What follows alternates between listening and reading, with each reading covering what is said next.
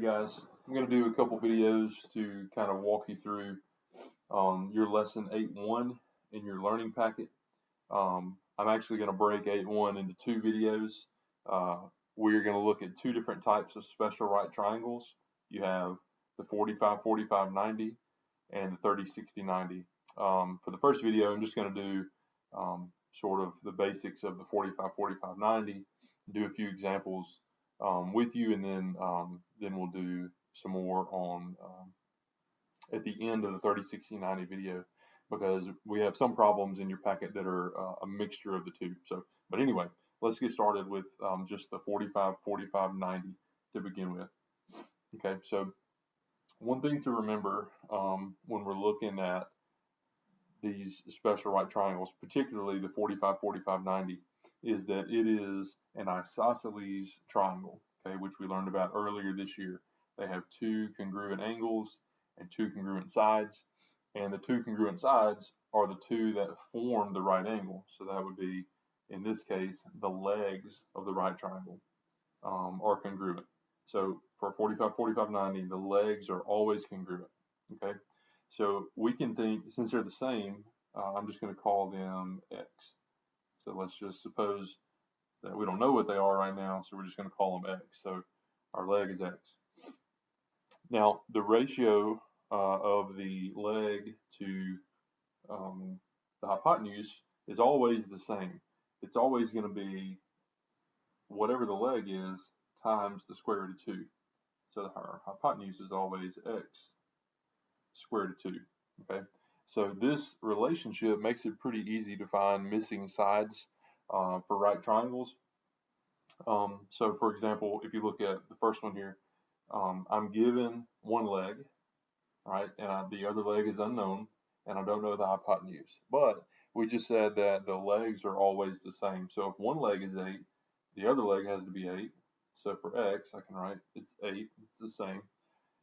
And then we know that whatever the leg is, if I just multiply it by the square root of 2. So if it was x, we had the hypotenuse would be x times the square root of 2. So since the leg is 8, the hypotenuse here is going to be 8 times the square root of 2. Okay. For the second problem, it's very similar to the first one. I don't like what they did here with these x's and y's. It's kind of tricky. They keep moving them around, and it makes it a little confusing. So I don't want you to worry about that so much, as just think of it as a leg and a hypotenuse. We know that the legs are always the same, so that means this other leg also has to equal 25, which in this case they changed it to y. I think they're just trying to make you think a little harder than you need to, but anyway, so y is 25. And then x would be whatever the leg is times the square root of 2. Okay, so pretty simple. Okay, for the third one, we're going to have to think just a little bit more. This one's different in that for the previous two problems, we're given a leg, and we had to find the other leg, which is really easy to do, and then find the hypotenuse, which is also pretty easy to do. Now, this is not difficult, it just requires an extra step. We are given the hypotenuse, and we don't know the legs. So I'm actually going to write an equation to find the leg, okay? So if we think about the leg being x and the hypotenuse being x times the square root of 2, in this case, I'm given 19 for my hypotenuse, okay? So if I think for a second that I have x times the square root of 2 for the hypotenuse, and I'm given that the hypotenuse in this case is 19, I can solve this for x, because I know that in the relationship, x is the leg, and the hypotenuse is leg times square root of 2. So if I divide and solve this, I can find just x, which is the leg. So if I divide both sides by the square root of 2, these cancel. I have x equals 19 over the square root of 2. Now, in a previous lesson, we said that we didn't want to leave a radical in the denominator. So in order to simplify, we want to get rid of the radical in the denominator. So To do that, the easiest way to do that is to multiply it times itself, because when you square a square root, it undoes itself. Those are opposites, like add and subtract. Their opposites cancel. So if we multiply this thing times itself, the radical goes away. Okay, but we have to also multiply the numerator by the square root of 2. This is like multiplying by 1, because we have square root of 2 over square root of 2. That's what makes this possible. So when I do that across the numerators, when I multiply 19 times the square root of 2, I get simply 19 times the square root of 2. And the square root of 2 times the square root of 2 is just 2, right? The radicals just disappear, and we have just the thing that was under the radical. So 19 square root of 2 over 2, okay? So if I go back over here, I can write that in. Now, both legs, if you remember, both legs are equal. So whatever one is, the other one is. Since we said it's 19 square root of 2, I can just write that in for both. So 19 square root of 2 over 2. 19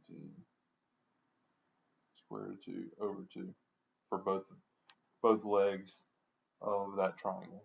Okay, I'm going to do a couple more of these. So if you look, your next page has some mixed practice. So let's look at number 10. Number 10 is just like the previous problem. We're given the hypotenuse.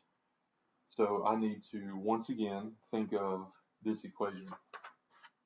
I'm just going to write it here. So I can say 28 is equal to x times the square root of 2.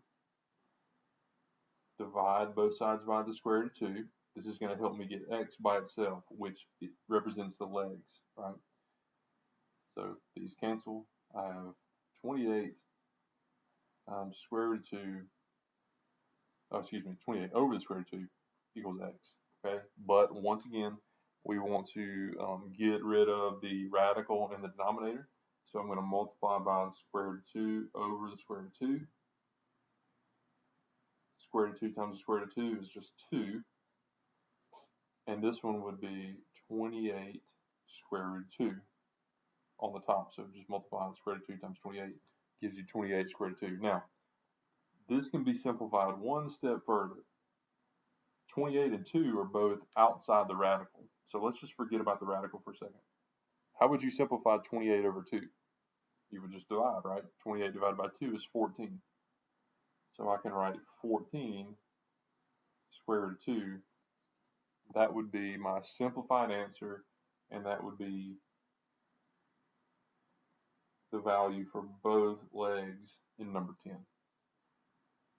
Okay, I think it would probably be best for you to go ahead and try on the same page here, number 12, number 15, and number 17.